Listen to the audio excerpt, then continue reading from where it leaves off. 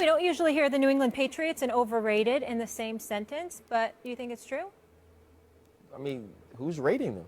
I mean, what are we saying about them? Like, what is the overrated part? Are they an 8-2 team? Yes. Are they the best team in the AFC?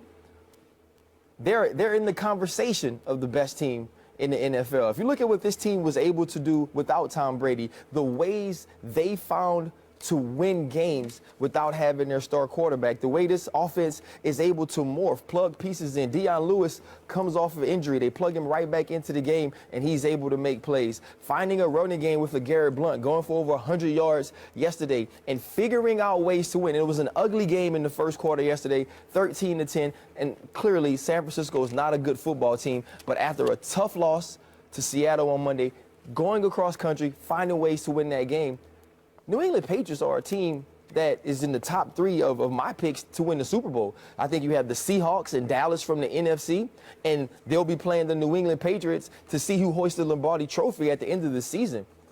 This team is not about the pieces. It's about the sum of the parts. It's about how everybody works together. How many times have we said, oh, Tom Brady's been so good with no-name receivers, with receivers who other teams don't want, whether it's Branch or Patton, guys who have to go to other teams and never quite have the success. We've seen this team be great without having the marquee names at other positions, and I think this is just another year where they are doing that. And when it comes down to the end, we're going to be talking about the New England Patriots in late January, early February. This is a team that has every opportunity to win the Super Bowl that we thought they did before losing to Seattle 2 weeks ago. Are there chinks in the armor? Are they as perfect as we, as the media, was trying to make them out to be early? No, but they are still a team to be reckoned with. That's where the overrated thing comes in, because people were asking, like in our morning meetings, sometimes are the Patriots going to run the table? And every week I'm like, no, that's not. We can't act, because who thinks they're really going to run the table? So if the people who thought that, clearly they overrated them. But I think most people who are looking at it more soberly realized that if the Broncos stay healthy, it's them and the Broncos. They didn't, right? So the Patriots are clearly the class of the AFC. Now, in terms of whether they win the Super Bowl or not, or really make a push to, that comes down here. I understand the point. When Brady has one elite pass catcher to throw the ball to, they are a real Super Bowl threat that season. Randy Moss, a healthy Gronk. Because the team is really about the coach. Belichick can take anything. Matt Castle win you 11 games. He could take Brady without an elite offensive target and make the playoffs, maybe win a game.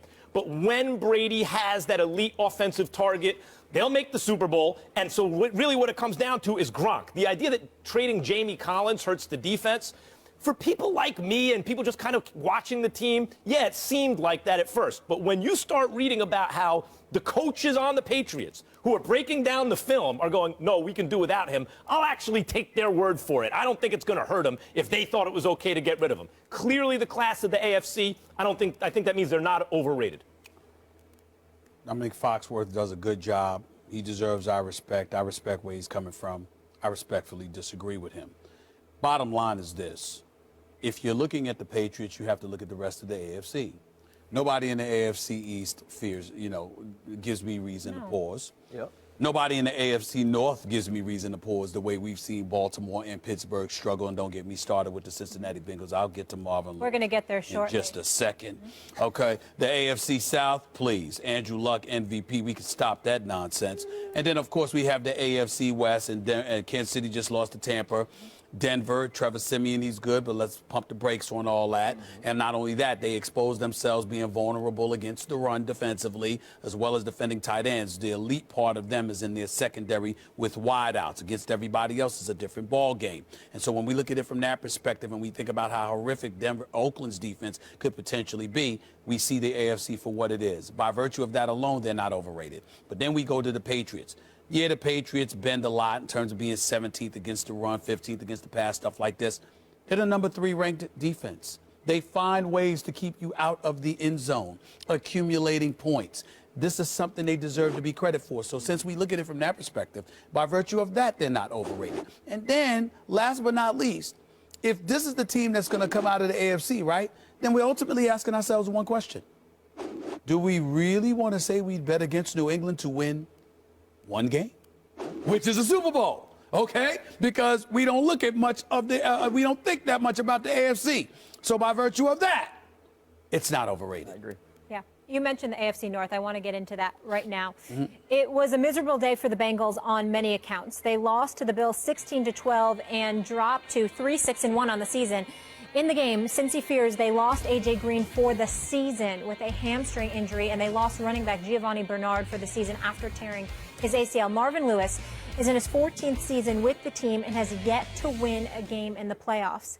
Stephen A., should the Bengals fire him right now? Yes.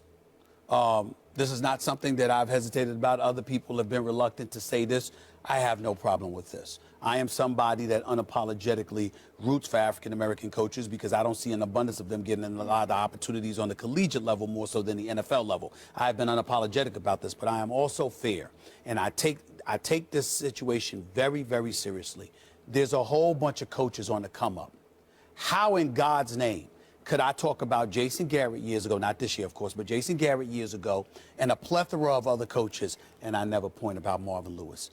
14 years, and you can't win a damn playoff game? Are you kidding me? 14 years?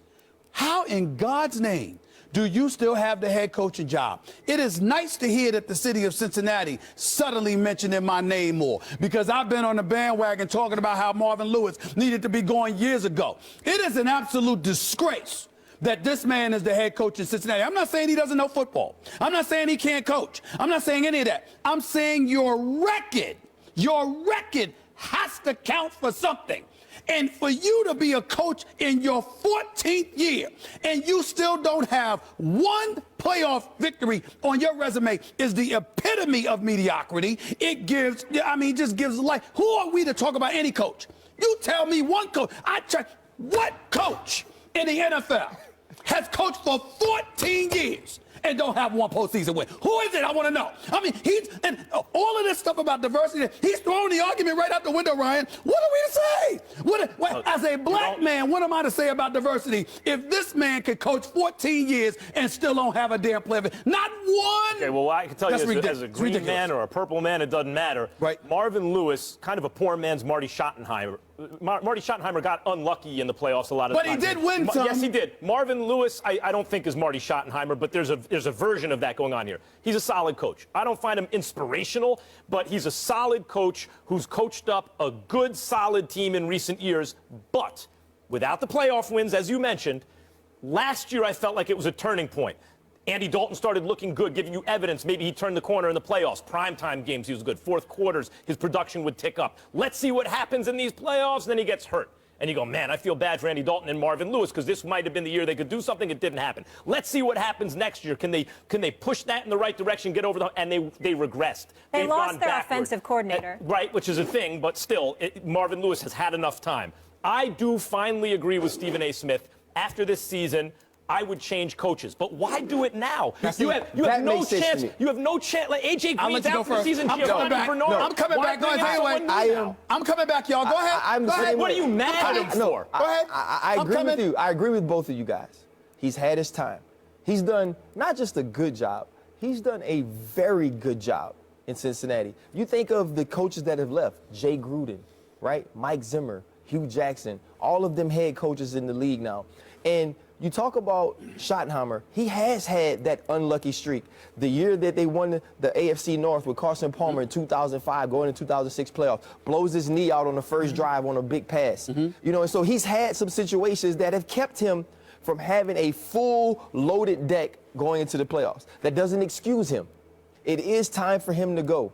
But in the same sense, you talk about the 14 years, those 14 years allows him to finish this year. To fire him now, you gain nothing. Can I come back to this? You gain nothing from firing him. Can I answer this? What are you mad at him about? You only fire him now if you're mad at him. I don't like ineptitude. I don't like giving a pass to somebody at the expense of so many others. I can make the legitimate argument it's his fault Hugh Jackson suffering in Cleveland. You know why? Because Hugh Jackson should have been the head coach of the Cincinnati Bengals because he was the offensive coordinator. He left. Before that, Jay Gruden was the offensive coordinator. He left. Before that, Mike Zimmer was the defensive coordinator. He left. And do you think those people are mad at Marvin Lewis? No. Let me say this to you. I believe they're the reasons for Cincinnati's success, because now that he's on his own, where are they now? This is a team that's always had the talent. The first 5 to 6 years, Marvin Lewis had a point. It was such dysfunctionality that raked through the Cincinnati Bengals franchise. Marvin Lewis built that from scratch, deserves an immense amount of credit for it. So I'll give him a 5-year pass. I'll give Marvin Lewis a 5-year pass. What about the last 8? I want to make this point. I want to make this point. You can't win a playoff game. I want to make this point. Come on, man. Come on now. We all agree it's time for him to go at the end of the now. season. To fire him now, without A.J. Green, Giovanni Bernard, you're not going to win anyway, is to publicly humiliate him. He has done nothing. Wait a minute. Really? Marvin Lewis has done nothing to deserve the public humiliation of a mid-season firing. You know what? The sentimental. Listen. No, it's not about it's not about the sentiment. It's about the fact that this man, you talked about what the Cincinnati Bengals were before him. Right, he's made them what they were last year, what they are today. And he's also made it in the last 8 years. With losing the people that they have lost as far as players, he's the guy to finish the season. What do you accomplish by bringing in someone new now? Let me explain. This is where both of y'all are wrong. And as far as I'm concerned, both of you should be ashamed of yourself. And I'm going to tell you why. What about the citizens of Cincinnati? Does anyone care?